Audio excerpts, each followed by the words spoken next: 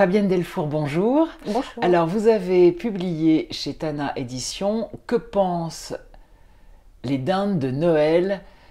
Oser se mettre à la place de l'animal », ce qui évidemment est un titre très drôle, pour parler de choses importantes, parce que vous êtes éthologue et vous êtes éthologue constructiviste. Ça veut dire quoi? Donc l'éthologie est la science qui étudie le comportement des hommes et des animaux. Et l'éthologie constructiviste a la particularité de considérer l'animal comme un sujet à part entière. Donc il va avoir une vie mentale, des émotions, des désirs, des croyances, et il va vivre sa vie à la première personne.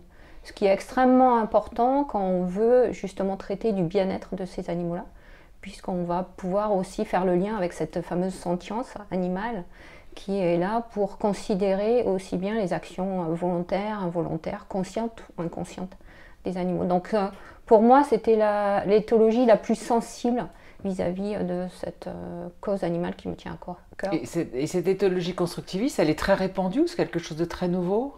Alors, elle n'est pas nouvelle, mais elle reste marginale, peut-être parce qu'elle s'acoquine avec des disciplines qui sont hors des domaines biologiques purs et durs, puisqu'elle va vraiment entrer en résonance avec un domaine de la philosophie qui est la phénoménologie. Donc, peu de biologistes vont vers ces disciplines-là.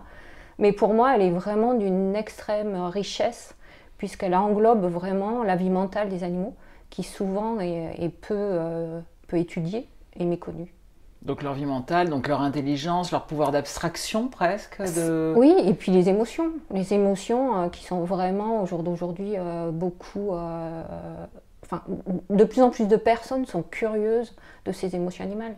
Et quand on parle de bien-être animal, on ne peut pas faire l'impasse sur ces émotions-là. Et alors, qu'est-ce que c'est que l'Umwelt dont vous parlez? C'est la façon dont les animaux vont mettre en signification le monde qui les entoure. Donc très souvent, on limite cette Umwelt aux capacités sensorielles. Donc voilà, les capacités sensorielles d'une blatte, d'une girafe ou d'un poisson sont différentes par nature. Mais ça va au-delà. L'Umwelt, ça va être comment, au travers de nos actions sensorielles, perceptives, on va mettre en signification le monde qui nous entoure. Donc ça englobe vraiment cette mise en signification de l'environnement. Est-ce que vous pouvez nous donner un exemple sur un animal particulier? Les abeilles vont voir dans les ultraviolets par exemple, donc elles vont construire, elles vont recevoir ces informations-là, mais elles vont les traiter avec leur cerveau d'abeille. Et elles vont mettre donc le monde en signification avec leur vision et leur corps d'abeille. Si on fait rentrer un chien dans cette pièce, il va vivre la pièce avec son corps de chien, sa cognition de chien. S'il y a une souris, elle va faire la même chose. Donc on voit bien que les expériences sensorielles, cognitives, perceptives sont totalement différentes d'une espèce à l'autre. Non seulement d'une espèce à l'autre, mais d'un individu à l'autre. En vieillissant, on n'a pas du tout la même sensorialité, on n'a pas du tout les mêmes perceptions, et on n'a pas la même cognition.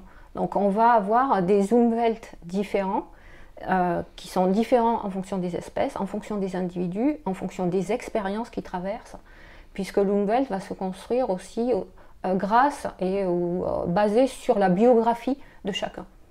Donc c'est un horizon délirant, c'est énorme comme champ de recherche. Oui, c'est énorme, c'est plein de possibles, ça permet aussi de faire des ponts entre des disciplines, aussi des sciences humaines, donc vraiment, oui, c'est un univers qui nous est étranger et qui mérite vraiment d'être exploré, je pense.